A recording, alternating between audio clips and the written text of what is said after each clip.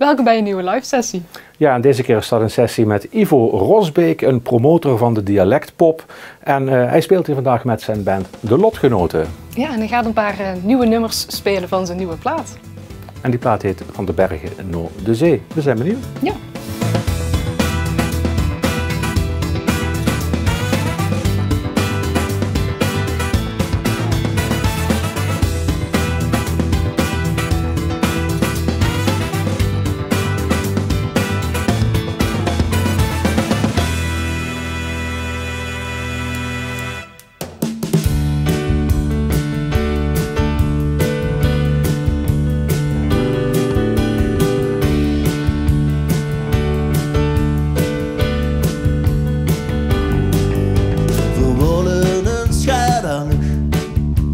Zochten naar een hoes om daar deze plaat te maken.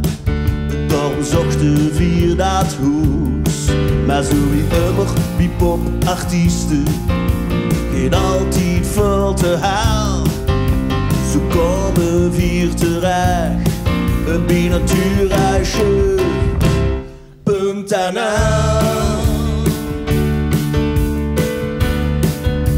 Natuurhuisje.nl.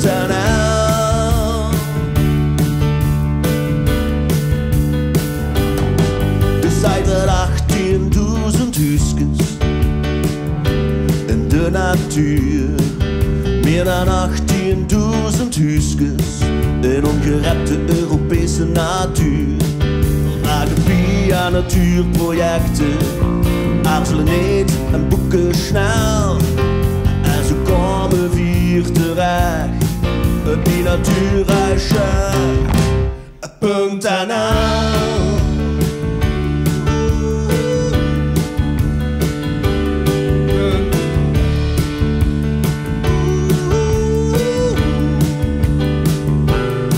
Ze buisjes in de bergen, een klein punt aan de zee. Tiny houses in de landen. Wat wil ze dan nog meer? Weg van de massa is het motto. Back to the basics op het berenvuil. En zo komen we hier terecht op die natuurhuisje.nl.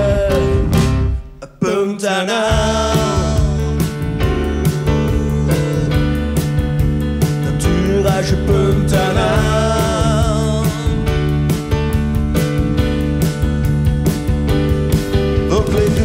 Naar de voorzieningen, want die huren ook erbij. We willen wifi, zwembad, laadpool, want die huren ook erbij. Want we zoeken naar het sublieme, zoeken rust en lees heel snel. En zo komen we hier terecht op die natuurhuisje.nl. Natuurhuisje.nl. Natuurhuisje.nl.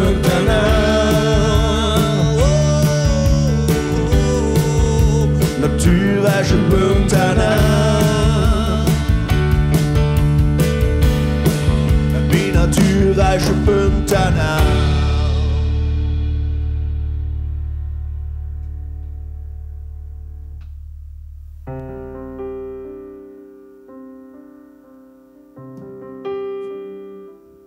We hebben het nodig om ons vast aan te houden. Anders kinderen alle kanten op. We hebben het nodig om ons vast aan te houden. Anders schieten alle kanten op. We willen vriezen met zulke structuren. Het staat hier een spanningsveld. En de stilte vuur de storm verzonnig het kader van de vrije vorm.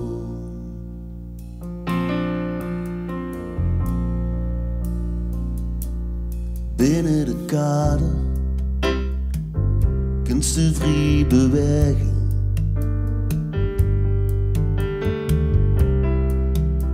De kind nog alle kanten op, de schuis weer Pac-Man, der de bulkens kan fretten.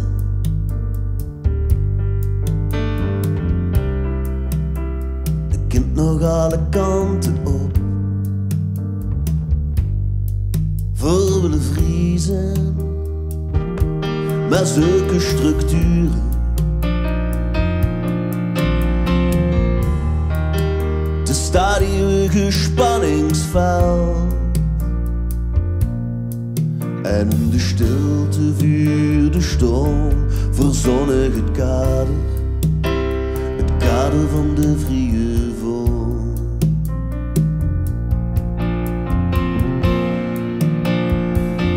Duizenden figuren, die zoeken de grenzen.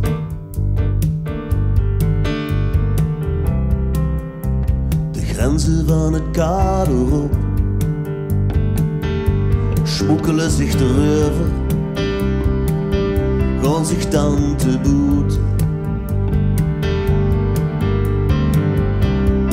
Zoeken de grenzen van de grenzen op, voor willen vriezen, maar zulke structuren. Het staat eeuwige spanningsveld, en in de stilte vuur de storm, verzonnig het kader van de vrije vorm.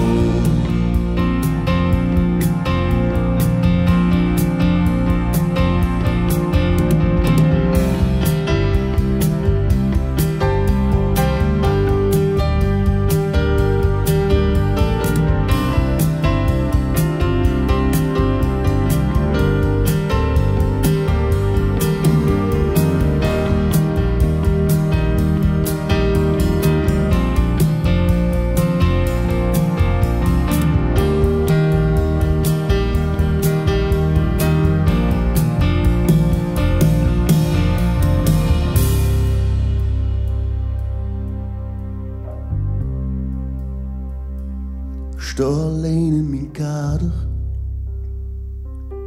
de andere zijn boete.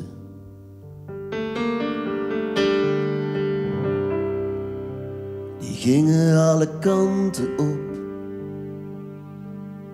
ik zoekte vrije vormen in mijn lege kader.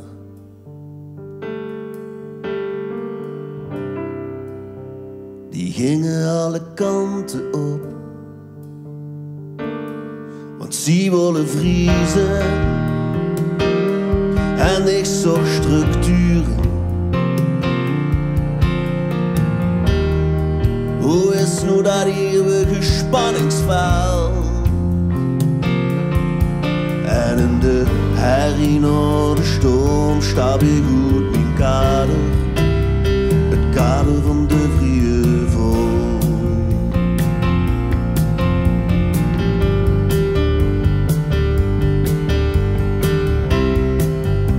Het kader van de vrije vorm.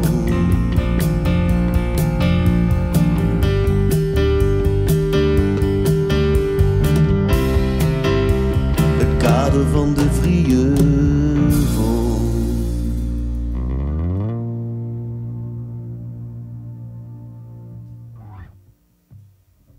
Sascha Teschner, vrijwilliger bij de Oefenbunker. En die bestaat 40 jaar, dus ik mag jou ook feliciteren. Ja, dank je. Ja, niet alleen vrijwilliger, maar ook fotograaf. Je doet ook de vormgeving, de website en je repeteert hier met een band. Ja, dat eerste deel is eigenlijk ook vrijwillig. Hè? Dus, Ja. het repeteren niet, hè? Daar wordt voor betaald. Hè? Ja. Hey, maar wat betekent de Oefenbunker voor jou? Ja, wat betekent dat? Ik loop hier vanaf 1990 of zo rond. Ja, dat zijn heel veel jaren. Hè? En als je dan wekelijks hier rondloopt, ja, dat betekent dat wel heel veel. Ja. Dus dat is een wekelijkse invulling. Hè? Ja, en je repeteert hier ook. Hè? Je ziet ook heel veel mensen voorbij komen die hier in en uitlopen. Wat is de functie van de Oefenbunkers? Niet alleen een popzaal. Nee, ja, zoals je zegt, hè, er wordt sowieso gerepeteerd. Hè. Dus beneden zijn er natuurlijk wel optredens, maar het is repeteren, maar het is ook ontmoeten. Het is ook dat is een groot netwerk eigenlijk. Hè. Dus hier ontmoet je mensen. Ja. Vroeger misschien net iets meer dan nu, hè, omdat je daar ook nog dat lokaal daarboven had, hè, dat beheerderslokaal. Dat is dan niet meer, maar nou, ik loop wel eens een repetitieruimte in. Zij het toevallig of niet of zo, hè, maar ja, je ontmoet er nog wel eens iemand, ja. Je benoemt specifiek het lokaal hierboven. Ja. Alsof dat iets heel spannends was. Nou, dat was best wel spannend inderdaad. Ik weet niet of jij daar vroeger geweest bent, maar dat was een tijdje lang misschien zelfs wat Sodom en Gomorra. Oké. Ik weet niet of dat een verhaal is wat we nu ook moeten gaan vertellen, maar nou ja, laten we het dan maar aan de fantasie van de kijker overlaten. Ik kan het even uitleggen. Hè? Ja. Je hebt aan beide kanten de repetitieruimtes. Ja. En vroeger was het zo, dat volgens mij met brandbeveiliging te maken. Hè? Dat als je was aan het repeteren en er zou fik zijn, ja, dan zou je het pas weten op het moment dat de vlammen onder de deur uit zouden komen. Dus dan had je eigenlijk iemand nodig die dan daar zat en die eigenlijk voor je openmaakte, de boel een beetje in de gaten hield. Dat was het beheerderslokaal. Ja. Maar daar kwamen natuurlijk best wel veel lui op af. Dus ik heb daar wel eens op een beheerderslokaal gezeten dat er gewoon 15 mensen gezellig bij elkaar zaten. En er wel wat gejamd en ja, dat soort zaken werden daar gedaan. Ja. Echt dus, underground. Behoorlijk, ja. Ja. Zeker als fotograaf heb jij heel veel bands hier zien optreden. Ja. Wat is de vetste show die je hier ooit gezien hebt? Ja, ik wist dat je me net ging vragen. Hè. Dat was niet afgesproken overigens. Nee, ja, daar kan ik echt heel moeilijk antwoord op geven, want ja, het waren er zoveel. Net in de auto dacht ik nog, een tijdje geleden was de X hier, dat vond ik heel erg vet. Ja. Betty Serveert een keer hier gezien, vond ik heel vet. Maar ook Anneke van Giersbergen hier gezien, vond ik ook heel vet. Ja, zo kun je de lijst aan blijven vullen. Het is intussen wel echt een waslijst geworden. Oké. Ja. En misschien moet het allermooiste concert nog wel komen, want ze gaan nog zeker 40 jaar door. Ja, die moeten er nog gekomen. Ja. Terwijl je zegt, ben ik nog even aan het denken, Monomet was ook heel erg vet. Klopt, daar was ik bij. Dat was echt fantastisch. Was heel gaaf, laatst ook Bruut ook nog, dat was ook heel vet. Ja, het is niet om aan te slepen. Ja, hey, dankjewel voor jouw gesprekje hier. Graag gedaan. En nog heel veel plezier hier in deze fantastische zaal. Yes. Na na na na na na na na na. Na na na na na na na na na. Na na na na na na na na na. Na na na na na na na na na. Ooh, ooh. Ooh, ooh. Ik ben de stiles van het zuiden. Ik huur de tram die klokken luiden. Door quasi-mode van de tijd. En uvelmelke hupsen alweer spiet. Ik ben door stiles van het land. De kleuren waaier heb ik in de hand. Wie meer kunt ze kopen zonder te kijken. Maar of het schoon is, ja dat zal nog moeten blijken.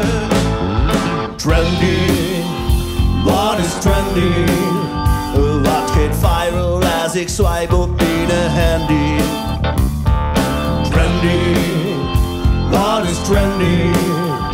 Wat gaat viral als ik swipe op mijn handy? Trendy, na na na na na na na na. Na na na na na na na na na. Na na na na na na na na na.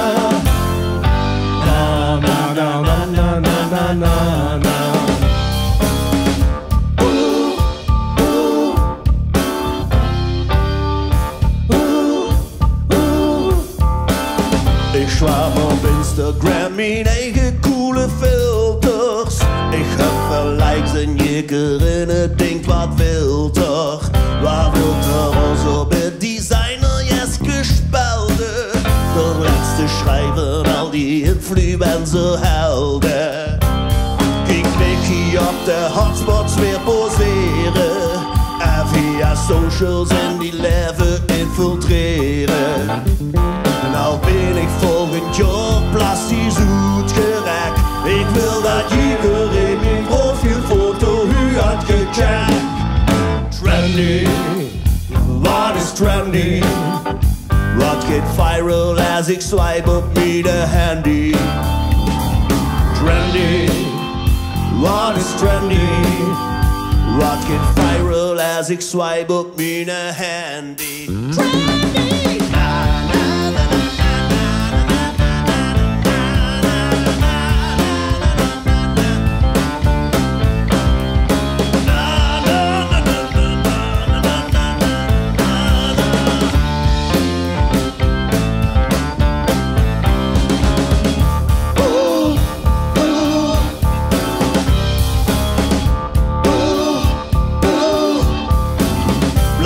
De selfie van mij met de Mona Lisa. Ik heb veel likes in de doktoren van Pisa. Ik erger me aan die slecht geklede toeristen die het verpesten vuur als instant hedonisten. Heb mijn körper afgetraind wie top atleten. Nou hoe ik sta, ik zou het echt niet weten. Laat ik zien, niet van binnen, maar van boete. En ondertussen gaat mijn leven best wel kloten. Trendy, wat is trendy? Wat gaat viral als ik swipe op mijn handy? Trendy, nou wat is trendy? Wat gaat viral als ik swipe op mijn handy? Trendy, na na na na na na na na.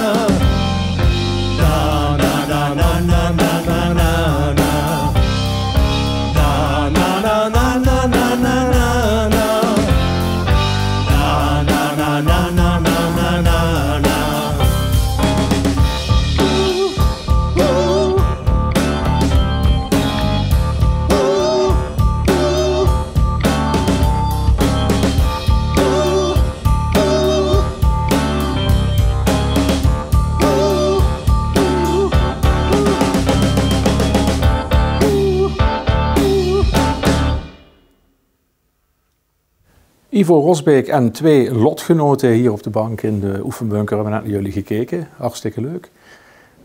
Normaal gesproken zijn jullie niet met z'n drieën, maar met z'n vieren. Gitarist Job kon er niet bij zijn vanwege het tijdstip van deze opname. Een gemis, maar het klonk toch wel heel erg lekker en vertrouwd ook zo. Hoe vonden jullie dat? Ja, het is toch heel anders. Kijk, we hebben natuurlijk in oktober zijn we naar Zeeland gegaan met z'n allen.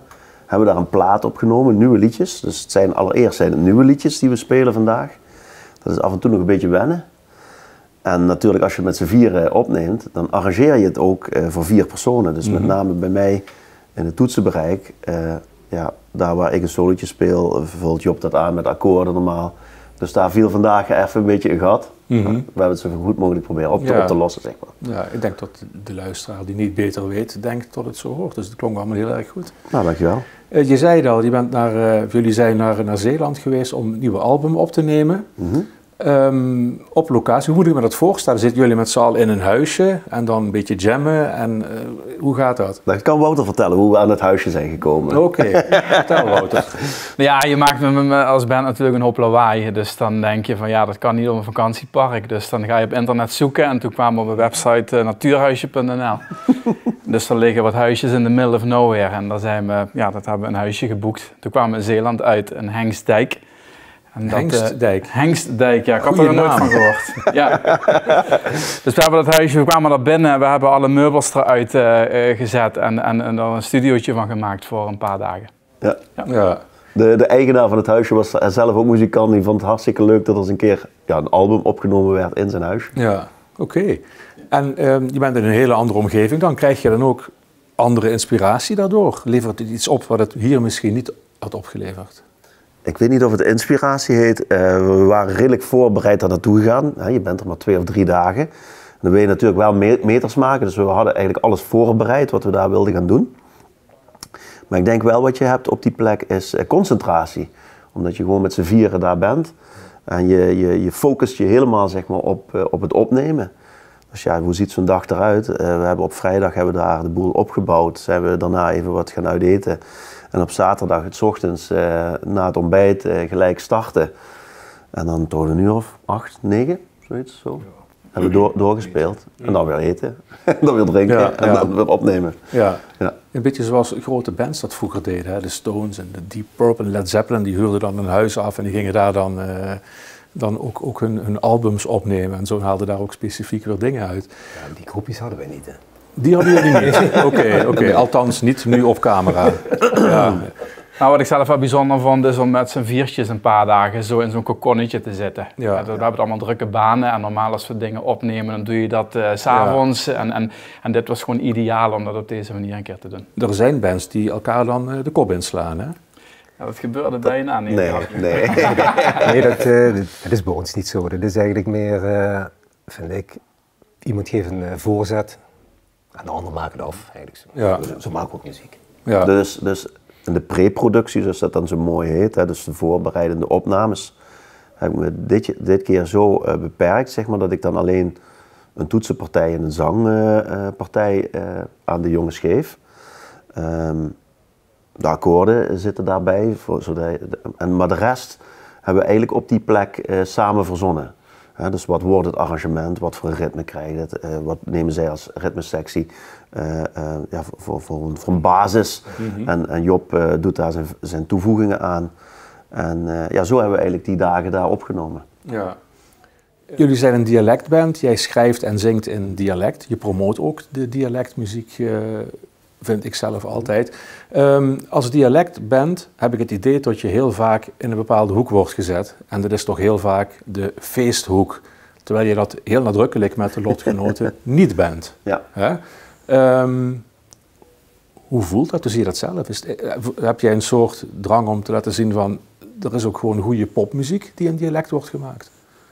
Het gaat mij niet om de muzieksoort, het gaat mij eerder erom als je een taal gebruikt, voor welke muziek dan ook, kies je een taal die goed ligt. Hè? Waarom zing ik in het dialect? Omdat dat mijn moedertaal is van huis uit. In het verleden heb ik ook wel eens in het Nederlands gezongen. Ik heb eigenlijk altijd wel moeite gehad om liedjes te schrijven in het Engels. Ik bedoel, je kent wel een beetje Engels, maar niet goed genoeg vind ik zelf om daar je emoties in uit te drukken. En wat ik altijd heel erg jammer vind, is exact dat wat jij zegt. Dat het Limburgs eigenlijk alleen geschikt lijkt voor carnavalsmuziek te maken, feestmuziek te maken. Terwijl ik denk van er zijn zoveel onderwerpen, eigenlijk oneindig veel onderwerpen waar je over kunt zingen. Ja, daar proberen wij in het Limburgs liedjes over te maken. Ja, de Limburgse muziek is eigenlijk een soort genre geworden, terwijl het eigenlijk nergens op slaat. Precies. Dat was hetzelfde vroeger met, toen we nog cd-winkels hadden. Dan had je ook het genre Nederlandstalig en dan lag, ik zeg maar iets, André Hazes ook naast Spinvis, weet je wel, wat ook totaal voor mij twee andere genres zijn. Ja. Maar dan wordt de taal dan het genre en daar klopt ergens iets niet in. Dat zie je bij het Limburgs exact hetzelfde gebeuren. Volgens mij is het ook zo dat als wij als Limburgers met Nederlandse tongval zouden gaan zingen, ik denk, dat klinkt helemaal niet. Nee. Ja. En dan ga je dat een beetje geforceerd doen. Ik denk, ik kan beter laten. Ja. Wat mij betreft, mijn dialect is gewoon fonetisch. Hè? Dat is trouwens wel erg grappig. De lotgenoten zijn eigenlijk allemaal Nederlandstalig. Behalve ik. Dus als zij backing vocals moeten doen, dan moet ik ze zin voor zin zodat fonetisch voorzingen. Jullie weten wel wat jullie zingen dan. Ja, dat ik kan jullie wel. alles maar laten zingen eigenlijk. Ja. U zei het net, het album is opgenomen en dat gaat gepresenteerd worden in het theater in Heerlen. Ja, in juni. In juni in de Limburgzaal. Als jullie op de website van de Parkstad Limburg Theater zoeken op Ivo en Rosbeek en de Lotgenoten, dan kunnen jullie daar de kaartjes vinden. 7 juni. 7 juni, ja. Woensdag precies. 7 juni. Ja, in het Parkstad Limburg Theater in Heerlen. Van de bergen naar de Zee. Van de bergen Noorderzee. Heet dat? Ja. Allen daarheen, zou ik zeggen. Ja. Gaan jullie voor het volgende album weer ergens naartoe om het op te nemen of was dit iets eenmaligs? Het is ons wel heel erg goed bevallen.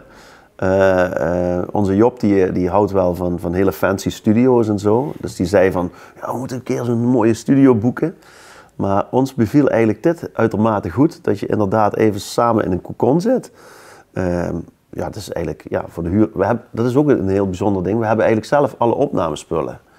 Dus we kunnen eigenlijk alle spullen ermee naartoe nemen. Dus het enige wat we kwijt zijn is de huur van het huisje. En ook het sociale gebeuren er rondom. Samen, weet je wel, lekker gaan uiteten. En het 's avonds daar nog even de opnames terugluisteren en zo. Is ons eigenlijk zo goed bevallen, denk ik, dat we dit bij een volgende plaat wel weer, denk ik, zullen doen, toch? Ja. Maar eerst deze van de Bergen Noorderzee met de presentatie in het theater in juni. Heel veel succes daar. Dankjewel. En ik zie uit naar de show en ook wat er verder nog gaat komen van jullie. Dankjewel, merci. Dankjewel.